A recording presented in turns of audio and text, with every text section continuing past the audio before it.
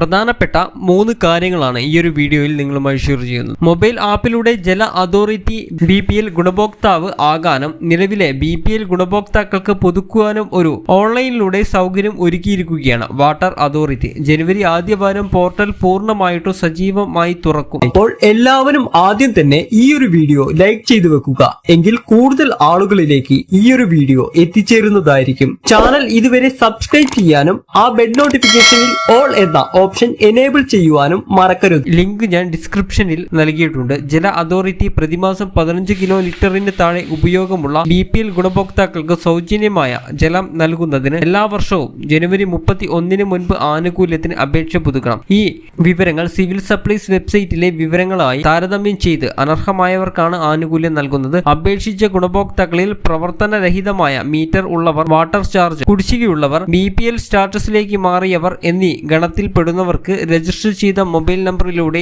SMS സന്ദേശം വഴി വിവരം ലഭിക്കും. ജനുവരി 31 കേടായ മീറ്റർ മാറ്റിവെക്കുകയും കുടിശ്ശിക അടക്കുകയും ചെയ്താൽ ഗുണഭോക്താക്കൾക്ക് BPL ആനുകൂല്യങ്ങൾ ലഭ്യമാകും. ആനുകൂല്യത്തിന് അപേക്ഷ സമർപ്പിച്ച ഗുണഭോക്താവിന്റെ പേരും റേഷൻ കാർഡിലെ അതൊക്കെ ഉടമസ്ഥന്റെ പേരും അംഗങ്ങളുടെ പേരും തമ്മിൽ വ്യത്യാസമുണ്ട് എങ്കിൽ ഗുണഭോക്താവ് പട്ടികയിൽ സ്കാൻ പട്ടിക സ്മാർട്ട് വെരിഫിക്കേഷൻ എന്ന മെനുവിലേക്ക് തൊട്ടടുത്ത ദിവസം ജീവനക്കാർ സാങ്ഷൻ ചെയ്യണം. ജീവനക്കാർ ലഭ്യമാക്കും. ജീവനക്കാർ ഇത് പരിശോധിച്ച് അർഹതയുണ്ട് എങ്കിൽ അംഗീകരിക്കുകയും അല്ലെങ്കിൽ നിരസിക്കുകയും ചെയ്യും. രണ്ടാമതായി അറിഞ്ഞിരിക്കേണ്ട പ്രധാനപ്പെട്ട കാര്യം, സംസ്ഥാനത്ത് സാമൂഹിക സുരക്ഷാ പെൻഷൻ വാങ്ങുന്ന ആളുകൾ ശ്രദ്ധിക്കേണ്ട കാര്യമാണ്. നിലവിൽ 6400 രൂപയാണ് കുടിശ്ശികയായി ഇനി ലഭിക്കുവാൻ ഉള്ളത്. അതിൽ ഒരു മാസത്തെ തുക 2024 മാർച്ച് മാസത്തിന് മുൻപ് വിതരണം ഉണ്ടാകും. അതായത് മാർച്ച് മാസത്തോടുകൂടി ചേർന്ന മന്ത്രിസഭാ യോഗത്തിലാണ് കുടിശ്ശിക ഉള്ള ഈ ഒരു തുകയിൽ 2 ഗഡുക്കൾ 2024 സാമ്പത്തിക വർഷത്തിലും ബാക്കിയുള്ളത് 2025 സാമ്പത്തിക വർഷത്തിൽ വിതരണം ഉണ്ടാകുമെന്ന് അറിയിച്ചിരിക്കുന്നത്.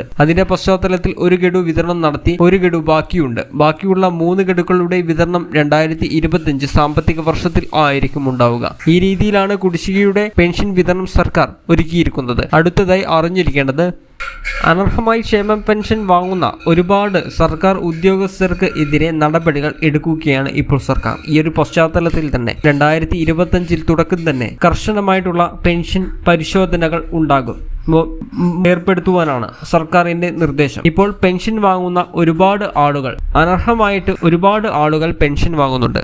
ഇവരെ പെൻഷൻ പട്ടികയിൽ നിന്നും പുറത്താക്കുന്നതിന്റെ നടപടികൾ പുരോഗമിക്കുകയാണ്. 18% പലിശയടക്കം ഇവരിൽ നിന്ന് ഈടാക്കും. കർശനമായിട്ടുള്ള നടപടികളിലേക്കാണ് പെൻഷനുമായി ബന്ധപ്പെട്ട് സർക്കാർ കടക്കുന്നത്. ഈ ഒരു പ്രധാനപ്പെട്ട ഇൻഫർമേഷൻ കൂടുതൽ ആളുകളിലേക്ക് ഷെയർ ചെയ്ത് അറിയിക്കുക.